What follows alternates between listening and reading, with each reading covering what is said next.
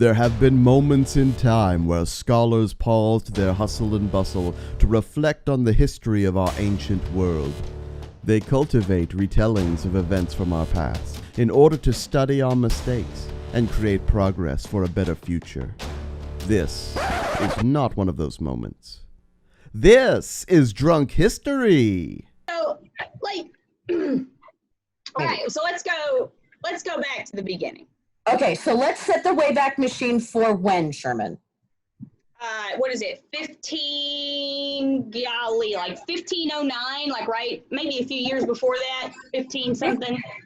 1509 or a few years before that. Okay. Yeah, something like that. So Prince-ish, 1505-9, something like that. 59. Okay, great. So Henry has a brother. And people don't think about this brother very often because he died, right? Arthur. So can you imagine, like from the legends with the sword of the Excalibur and that kind of Arthur? Was not that cool. Not anywhere near that cool. Bummer. It is kind of sad. It is kind of sad. I was hoping it was real. I mean, they say legend of Arthur, and I keep hoping it's going to turn out to be real. Well, I mean, that's a few, 100 years before, I feel like. Centuries, maybe. Oh. If it's real, maybe. Oh, okay. So completely. Okay, so no Arthur, no Excalibur, no magic. Okay. So Henry VII, because he stole the throne from the Yorks, as we haven't established it, but I'm establishing it right now. There was a battle. Yes. There was a battle where he ended up being the guy at the end who won. And he had the crown. And he's like, all right, guys, now it's mine. We are now in the Tudor era. Just get used to it. Yep, that's exactly it. He's like, look, I'm creating a dynasty. Y'all are going to have to accept it. I'm going to produce some male heirs. I'm going to produce it with the daughter of Edward IV, so y'all can't even argue about the fact that you don't have a Lancaster and a York on the throne. That was the foundation. That was the Lancaster-York marriage and baby making that made babies of both sides. And so everybody could say, well, fine, I'm represented somewhere in there. And so all the people were technically represented by the genes.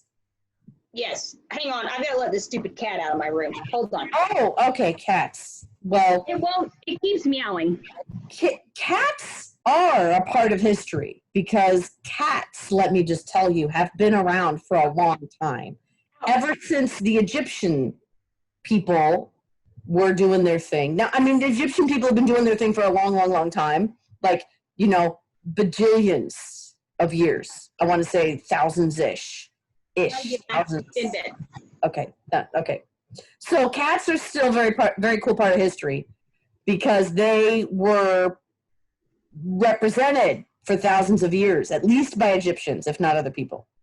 So cats, really could be at any time in history, we could call upon a cat and say, dude, what's going on in your world? 1000%. And it would say, what? It would say, meow, just feed me or pet me, and that's all I care about. Exactly it. That's exactly it. All right, so let's imagine that the Tudors had cats that came from Lancaster and York, and they also had lots of little kittens of both sides, and we're all in the Tudor era, which is now a merging of Lancaster and York, humans and cats and everyone. So it's it's super important to Henry VII that he have a male heir because he's got to establish this dynasty, right? His throne has to be safe, otherwise the Yorks will uprise, which is unfortunate for them. And nobody believes that a woman can do it, even though they're wrong, because women, of course, could do it, but they just don't believe it back then because they just haven't become that enlightened. Yes. So it actually comes, and I'm going to get this wrong. A Salic law, I believe, is the French law that states that a woman cannot inherit a throne. So old-fashioned. Yeah. Okay. Yes. So you can thank Henry Bolingbroke, another usurper of a throne, for bringing that piece of. Bolingbroke? Wait. Bolingbroke. So he was French. Well, he claimed, right, so I'd say it's his fault. His son, Richard II had a claim to the throne of France through Eleanor of Aquitaine. Yes. And, yes. So all that claim is how Henry V said that he was king of France and took over France, right? Yes.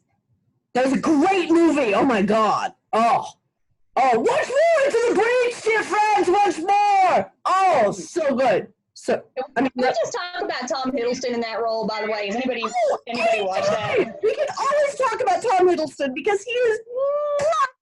Ladies, watch it. Just find yourself a Tom Hiddleston and just settle in for the night. That's all you can ask for. To Tom Hiddleston. Hiddleston. There you go. Thank you, Tom Hiddleston, for giving us so many beautiful things to look at. Absolutely. I agree. Oh. So anyway, I think it's Salic law that doesn't let that happen. So because of that, England has taken on this stance that women can't take the throne. But prior to that, there was one who tried to take the throne, but she got it stolen from her too. Maud? Was that Maud? That was Matilda. Matilda! Great story. Okay, we're gonna just put a pin in that for another time. We're gonna talk about her because she's awesome. She's intense. Yeah. We love her. Okay, so put a pin in that for later. Matilda.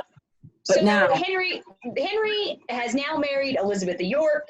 Yes. And they're producing these children to create their Tudor dynasty, which is where you get the what rose? The Tudor Rose, which is white and red. The red and the white together in perfect harmony. So, yes. Yes, perfect harmony. Yeah. Red and white together, perfect harmony. So pretty. It's not pink, it's red and white. That is correct. All right, yes. I'm all over that. And that's by the way, very heraldic. It doesn't happen in real roses. It doesn't. No. You get like some pink stripes sometimes, but no, there's no actually, no. It's heraldic. It's not real in the flowers. Right. I'd like to see that though. Anyway, so where am I at? I don't know. Tudor babies are being born left and right. They're tossing out babies, and the first that is born is Arthur. Arthur, but not the Excalibur Arthur. No, not him. So he's Arthur, and he is sort of shy, a little timid. He is not like, he doesn't present himself like I'm this big, robust man or child. He doesn't have a big personality. He's just Arthur. At least that's how I interpret it. I'm here. I'm English. I guess I'm the firstborn. Okay, fine. But dude, and does he beat up on his little brother? No. In fact, Henry is born, and Henry comes out. The second born is supposed to be like the kid that goes to the church, right? You take him to church. And Margaret Beaufort was very influential in Henry Tudor's life, the younger Henry Tudor's life. And that's his grandma. That's his grandma. Yeah. She's still alive at this point? She is still alive. Wow. She actually outlives her son, Henry VII. But by just a few months. It's not long. But that woman knows how to survive and live. And evil never dies. Oh, she's evil? I mean, she could have killed the princes in the tower. I'm just saying. Those were her sons. Her own sons. Margaret Beaufort's children were not the kids in the tower. Okay. I'm confused. Okay, Margaret Beaufort was not a Woodville.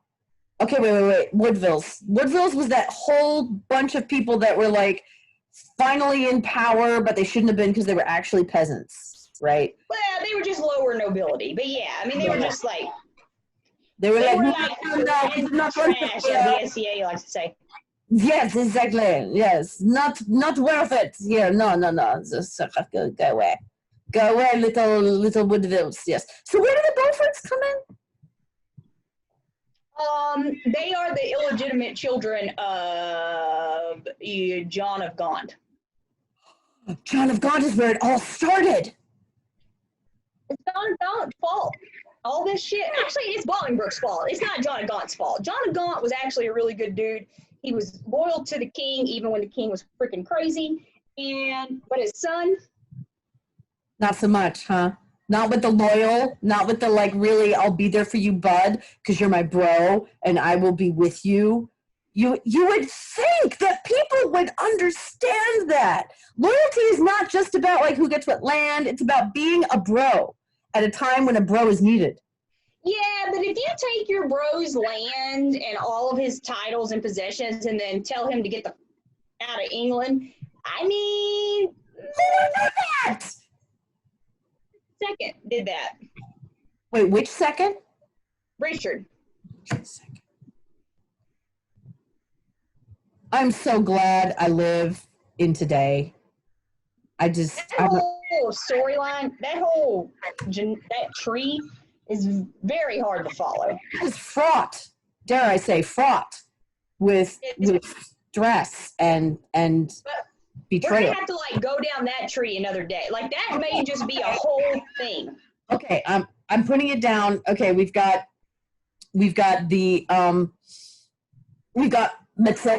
to do another day, and then Empress Matilda. And what Matilda? You gotta say Empress Matilda because there are actually several queens that are named Matilda, and the greatest queen ever was Matilda of Scotland, but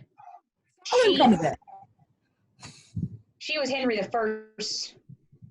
I think Henry the First. I have a lot to learn. Let's just say that. Okay, so we have some other things to do. So now we're back at Margaret Beaufort? No, No, we're back at Henry. We're talking about Henry VIII, actually. But right now, he's just Henry Tudor. Henry Tudor, dude bro, second son, headed towards the church, because that's what you do when you're the second son. That's right? it. Okay. So he's just charismatic, and he's charming, and he's, pretty intelligent.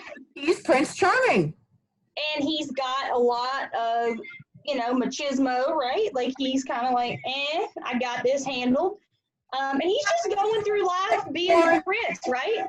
Don't have to have any responsibility. I'll just like play around and do the thing and do my thing, I'll do your thing, and then we'll do each other's thing. And then he's like what's the redhead kid that's in the Harry? He's like Harry right now. And that was actually what they called him.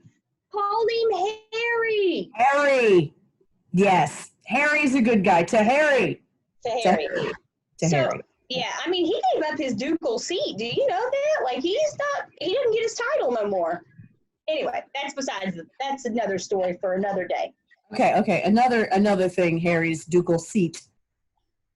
A seat. I didn't know you got a seat. You got like a chair for that? I mean, I have a chair. Well, yeah, I got a chair too. It's a really nice chair. This is a great chair. It's better than my chair. I got a pillow right now. You got a whole bed. You're taken care of for the night. You're good. Also, like, look at this Matrix situation going on behind me, where you can see, like, mirror after mirror after mirror. You know what? Oh, wow. That's freaky. Yeah, and it's not great. Like I can see your hat from the other angle. Oh, that's beautiful. That's artistic, man. We should just paint that and, like, say, this is infinity. Tracy Justice. Tracy Justice. Tracy. To Tracy. True Tracy. Mistress Claire, you are the best. One of the best there is, ever and ever. Mm-hmm. Okay, so. Excellent. So Henry is like living the bachelor prince life. He's like living it up. He's having a good time. And Arthur has the weight of being the next in line for the throne. And so yep. And so what do his parents do? His parents are like, hey, listen, look. You've got to marry somebody who's going to help England be wealthy and help England with armies. And so we got to make like a really good political marriage here. You're just going to have to marry who we tell you to. A woman who comes with her own stuff instead of expecting you to provide it all, an equal marriage where she's got stuff, you've got stuff, and you all combine stuff to make something greater than the sum of your stuff. Exactly. All the stuff. And what better what more like on the top of the world country and people, ooh, excuse me. Don't keep me hitting. Oh my God, which one is the best? Which is the best? It's Spain. It's Spain. Because, like, and you know what Spain has that the rest of the world didn't, or at least England didn't have?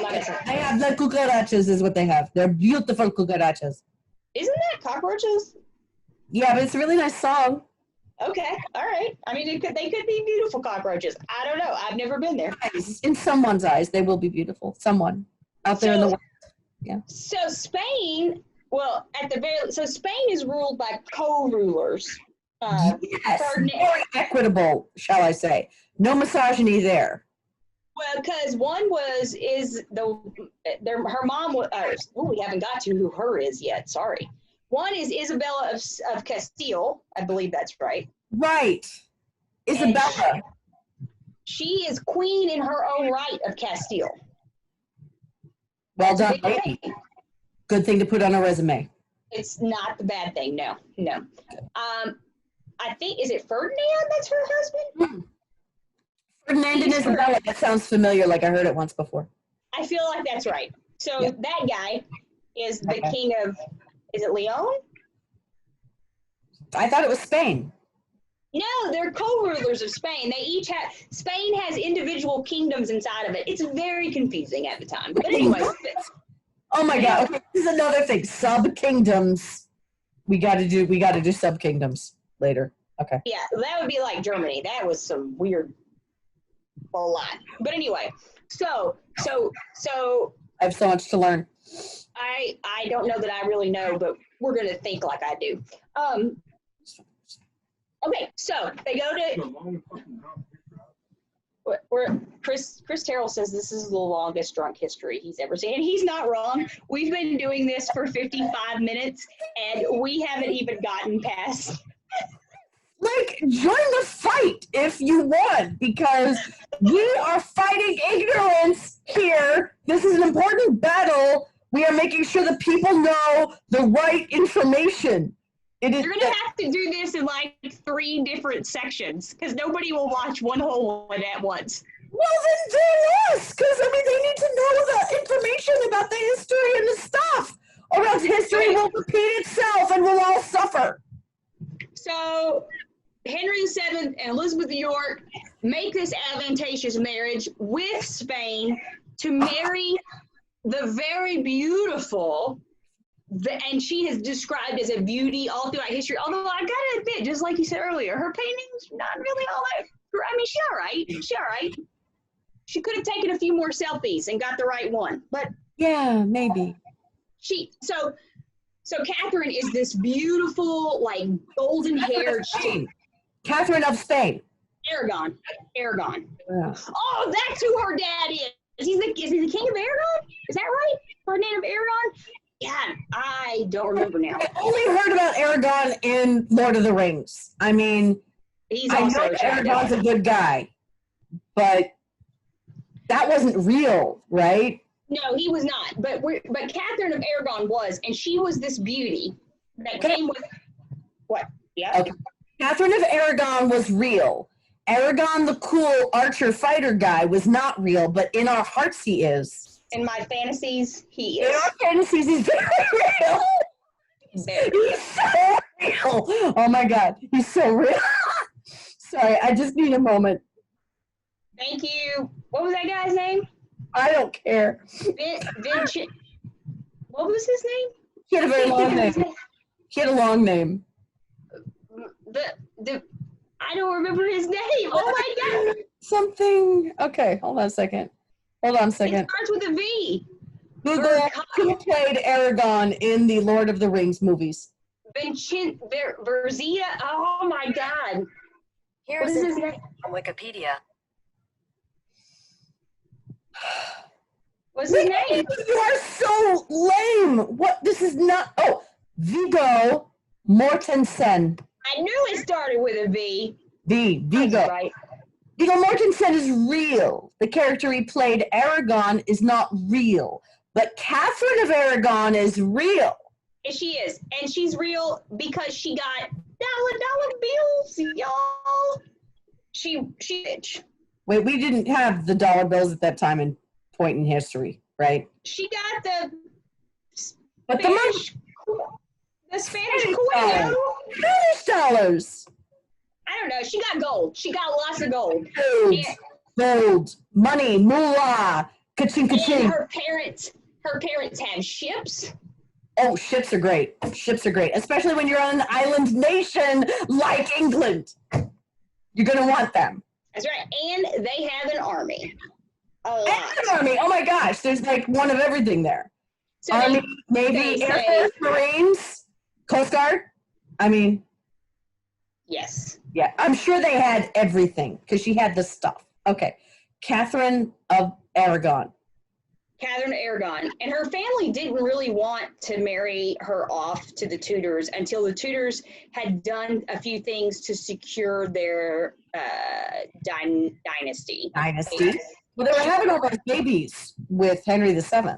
Well, yeah, but she wanted to, because listen, Henry VII's claim to the throne was like shaky at best, right? It was, So- because Edwin Tudor was a guy who was like just a dresser long ago, right? And that's where Mr. Tudor came in. So I have to go back because that's we can't get into that history. That's It's too another long. story. Never mind. Anyway. Okay. Yeah, okay. So anyways, they wanted to ensure that the dynastic claim of the Tudors was legit and that it wasn't going to go anywhere, because you don't want to marry off your most important daughter to somebody who's going to get deposed from the throne. Yeah. Or like killed when they're 14, because you don't want that to happen. Exactly. I mean, so anyways, they arrange this marriage between Catherine and Arthur. Yes. And they get like married in proxy like 2 or 3 times before they actually physically meet and are married in person. What is a married by proxy? That's when the church stands in for you. At least that's my understanding, that the church or a senior noble stands in as the person you're marrying and marries you in their name. So Take that. That's just not right. When you marry someone, you should show up. You should be there. You well, should. they can't. It takes a long time to get across some ocean, pond, water. Wait. If Catherine of Aragon was as much of an awesome as you say she is, with all the ships and the army and the beauty and the everything, I would wait. I'd wait for a while. I mean, He did, really. They had to ensure that stuff was like legit. They had to make sure that they were married. And if you get married like 10 times, it's really hard to argue that you're not married. it's like a rehearsal to get married. You marry by proxy, you're marrying your understudy. And then you just say, let's practice until we get to the opening night. Yeah. I understand. That's awesome. Okay, that's great. They can do that. I'm better now. Thank So you.